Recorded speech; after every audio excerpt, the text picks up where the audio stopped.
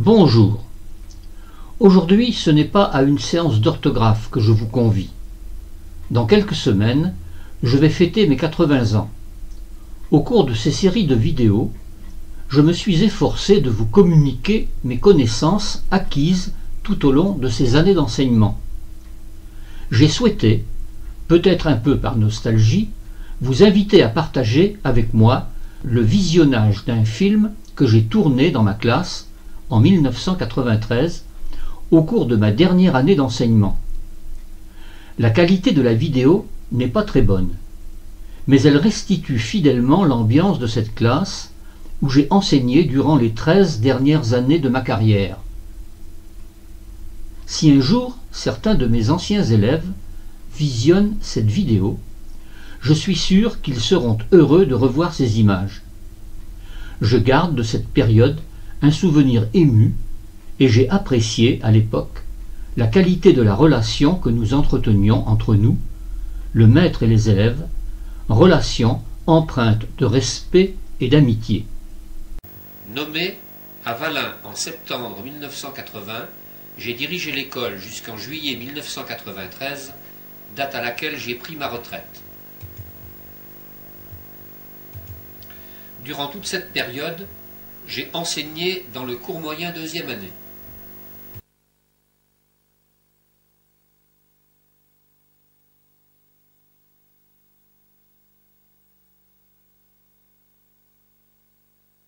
Chaque semaine, le lundi matin, commence par un exercice de reconstitution de texte. Il avait un nez très long et pointu comme une épée. À l'aide d'un magnétophone, les élèves sont appelés à découvrir un texte, le rythme de ses phrases, avant, peu à peu, de le reconstituer. Le vieux eut le temps d'apercevoir la grande queue en forme de faux qui s'enfonçait, tandis que la ligne recommençait à galoper. Dans la lumière, est-ce que vous voyez d'autres expressions qui montrent que le poisson est beau? Le soleil éclairé en plein célage, l'œil au visage. Oui, bon, tout ça donne une impression de beauté. Est-ce qu'il y a d'autres expressions dans le texte qui donnent une impression de beauté à ce spectacle? Ah, parle plus fort, on ne t'entend pas. Bon, très bien. Est-ce que vous avez maintenant relevé des expressions qui montrent l'impression de force qui se dégage du texte? Je t'écoute, Julien. Il avait un long nez comme une épée. Ah, ça, est-ce que ça donne une impression de force, cette expression-là? Non. Non, alors qu'est-ce que vous allez me trouver comme expression? Oui? Oui, mais parle plus fort parce que je n'ai pas entendu là. Soudain, l'océan se souleva en avant de la barque et le poisson apparut. Bien, l'océan qui se soulève, oui.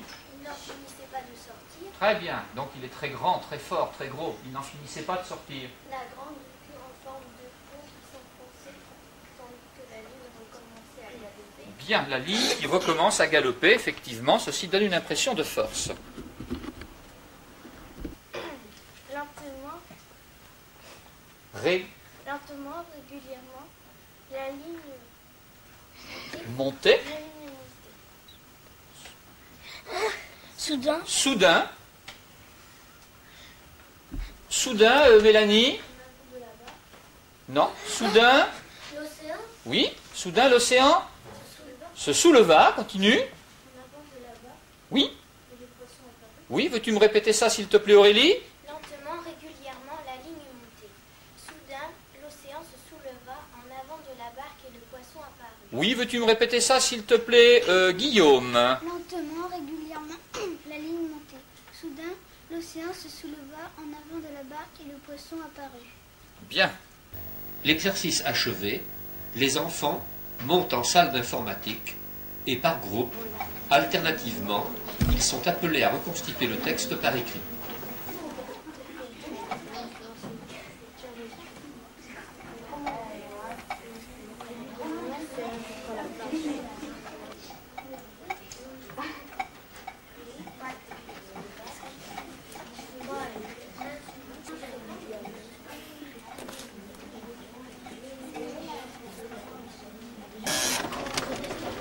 Tu es prêt?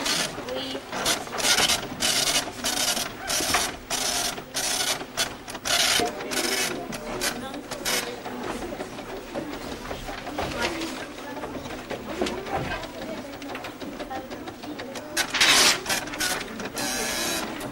Chaque après-midi, en fin de journée, les élèves exécutent une séance de gymnastique.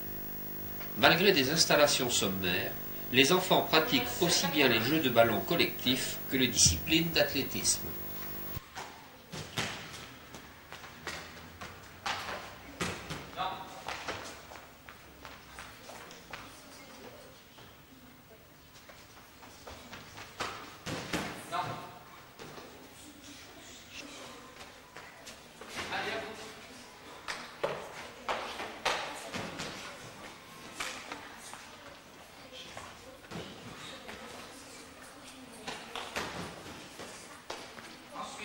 Chaque jour, en début de matinée, les enfants pratiquent l'orthographe, à la fois individuellement et collectivement, afin de se familiariser avec les difficultés de la langue, sans pour autant craindre de commettre des erreurs. Sèche-toi près du feu plutôt que de rester au froid.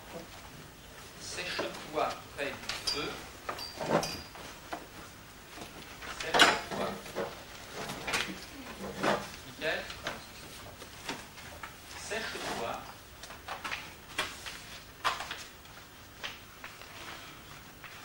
Près du feu.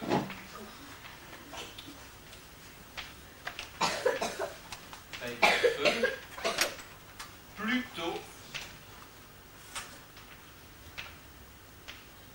que de rester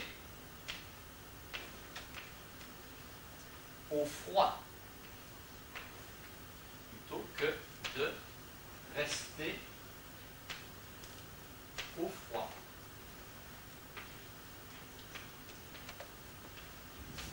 Point.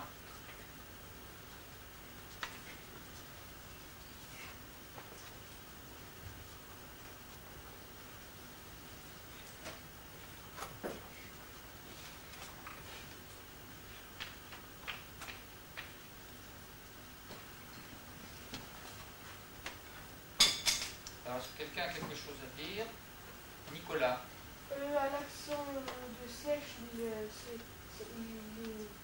c'est pas le bon accent, c'est un accent grave. Oui, c'est vrai. Marie? Non? Aurélie? À sèche, j'ai pas mis de S, Et pourquoi tu ne peux pas mettre de S? Explique. parce que c'est l'impératif. Oui, et alors qu'est-ce qui se passe à l'impératif, à la deuxième personne du singulier? Mais jamais d'S. Ah, tu es sûr? Quels sont les verbes qui ne prennent pas d'S? Les verbes du premier groupe. Oui, les verbes du premier groupe, et puis il y en a une autre catégorie. Oui. Oui, certains verbes du troisième groupe. Quels verbes du troisième groupe ne prennent pas d'S? Ceux qui terminent par un E. Très bien, ceux qui se terminent par un E, comme le verbe par exemple cueillir, qui fait cueille.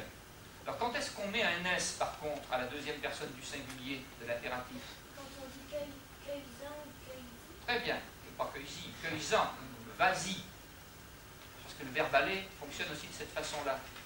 2 fois par semaine, le mardi et le vendredi, les enfants découvrent la grammaire, toujours sous une forme à la fois individuelle et collective. Les centres de montagne abritent des trucs dans leurs zones. Bon, tu commences par me décomposer la phrase en groupe de mots, s'il te plaît. Les ruisseaux, c'est le sujet. Je ne suis pas d'accord avec toi. Ce n'est pas que ça, le sujet. Les ruisseaux qui descendent des montagnes, Voilà, c'est le sujet. voilà.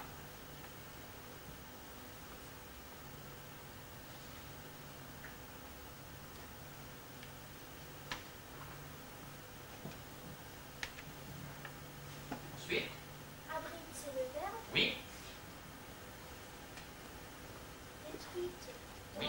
dans leur remue. tu mets tout dans le même complément, dans le même groupe de mots. Bon, alors, Détruite, c'est Oui. le complément d'objet direct. tout à fait.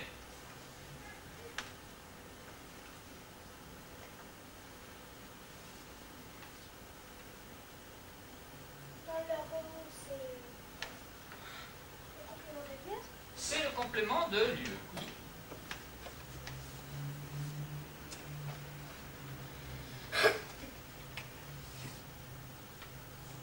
Bien. Durant l'exercice écrit qui suit, par groupe, les élèves s'appliquent à bien lire un paragraphe d'un texte préparé la veille au soir à la Les maison. plus humbles. Les cousins des petites plantes sauvages se haussaient sur leurs tiges nues. Tous les bourgeons se greffaient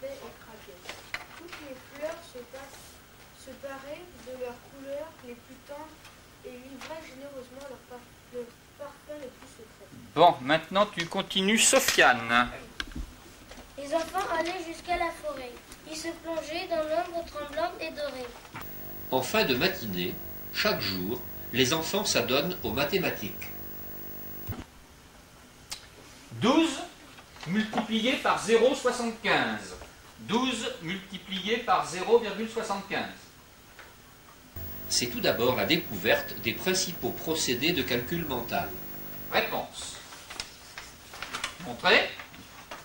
12 multiplié par 0,75. 12 divisé par 4, 3. 3 fois 4, 3 fois 3, pardon, 9.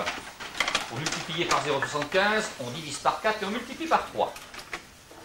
32 multiplié par 0,75. 32 multiplié par 0,75.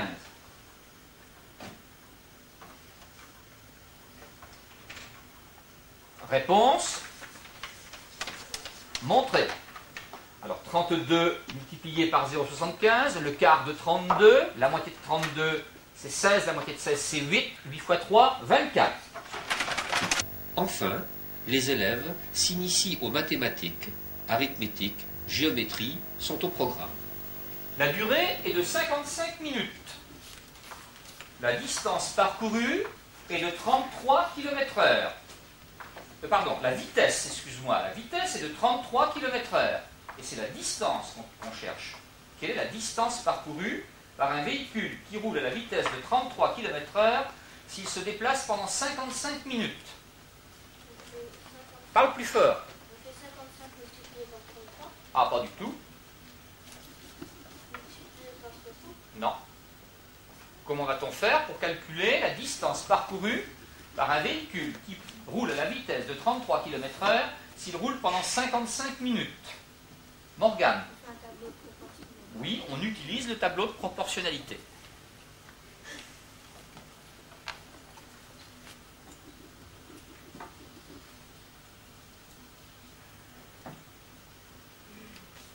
Et on t'écoute? On n'entend rien là? La distance est 33 km/h. En combien de temps? 33 km? En 60 minutes. En 60 minutes. En 1 heure, c'est-à-dire en 60 minutes. Bien. Ensuite? On cherche en 55 minutes. Bien. On fait 33 multiplié par 65 divisé par 60.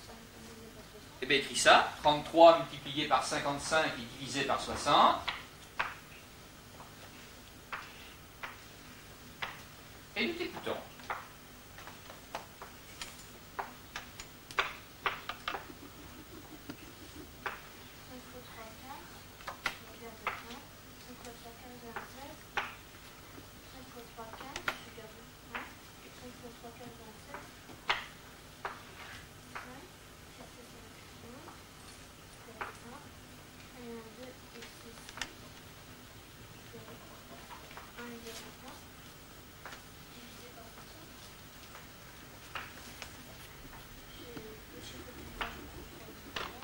Parle plus fort. 180 combien de fois 60, 118 combien de fois 10, combien de fois 3. Sauf que c'est du 0, c'est du 1. Sauf que c'est divisé, ça fait du 0. Ça reste 5. 15 combien de fois 60, il va 0 fois. Oui. Ça fait 30 fois. Ah, mais ça tombe pas juste. Tu pourrais peut-être continuer après la virgule. Chaque leçon s'achève toujours par un exercice écrit sur le cahier du jour pour vérifier l'acquisition des notions étudiées.